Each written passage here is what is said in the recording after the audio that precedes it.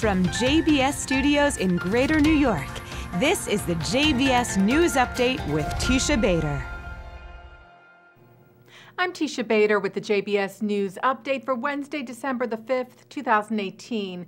The UN's peacekeeping force, UNIFIL, said they met today with military officials from Israel and from the Lebanese Armed Forces at the Rosh Hanikra border crossing in northern Israel to discuss the IDF's newly launched Operation Northern Shield, which is aimed at uncovering and destroying terror tunnels dug by Iranian-backed terror group Hezbollah, intended to harm Israeli civilians.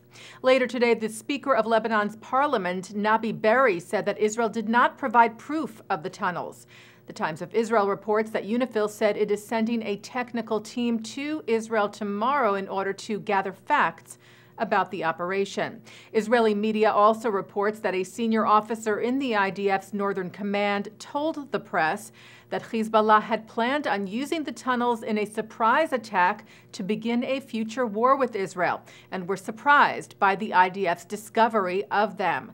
And last night, Israeli Prime Minister Benjamin Netanyahu addressed a press conference in English about Northern Shield. We will continue to do all that is necessary to defend ourselves against Iran's efforts to use Lebanon, Syria, and Gaza as forward terror bases to attack Israel.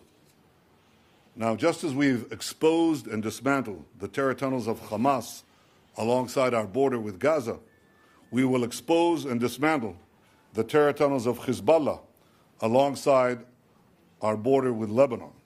The Prime Minister also said he'll be speaking with UN Secretary General Antonio Guterres about the IDF's operation in the next few days. He also instructed Israel's mission to the UN to call for an urgent meeting against Hezbollah and its actions. Jewish organizations are urging the leaders of universities and colleges to reaffirm their rejection of the academic boycott of Israel. 101 Jewish and pro-Israel groups, among them B'nai B'rith International, NCSY, the Simon Wiesenthal Center, and the Zionist Organization of America, signed on to a letter sent yesterday to 250 college presidents and chancellors.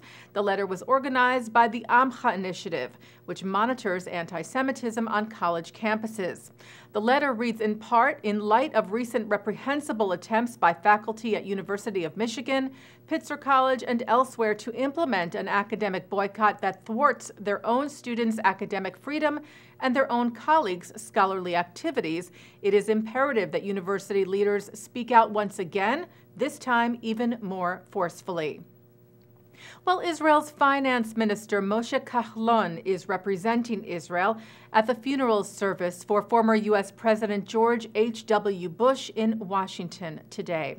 Israeli Prime Minister Benjamin Netanyahu sent Kahlon to join with other foreign dignitaries gathered today to lay the 41st U.S. president to rest at Washington National Cathedral in our nation's capital.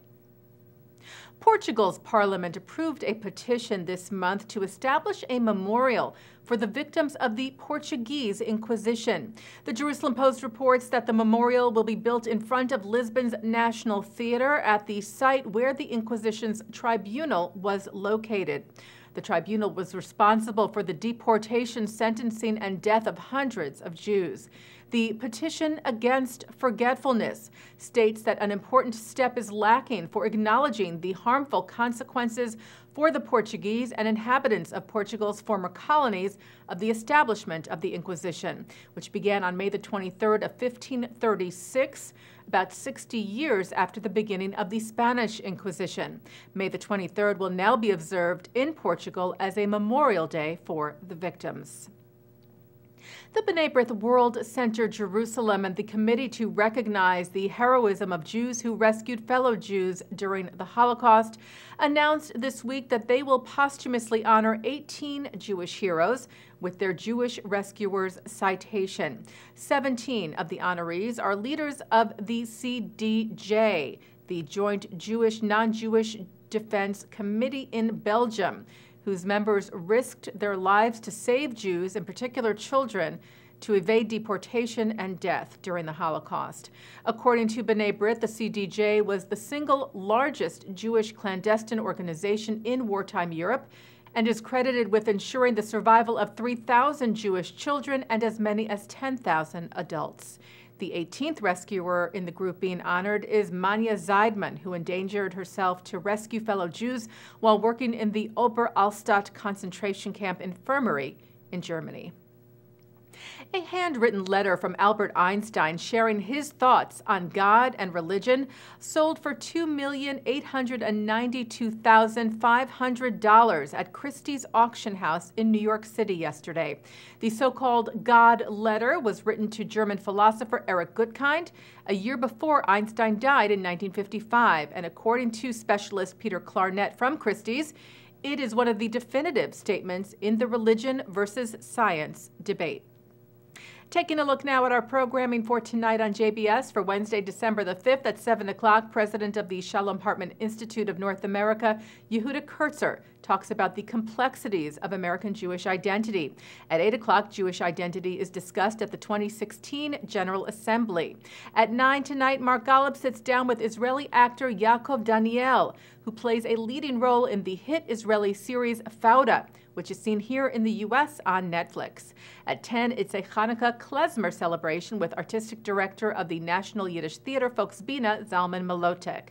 And coming up right after this newscast tonight at 6:30, it's Thinking Out Loud with Micah Halpern. And that's the JBS News Update for Wednesday, December the 5th, 2018. I'm Teisha Bader.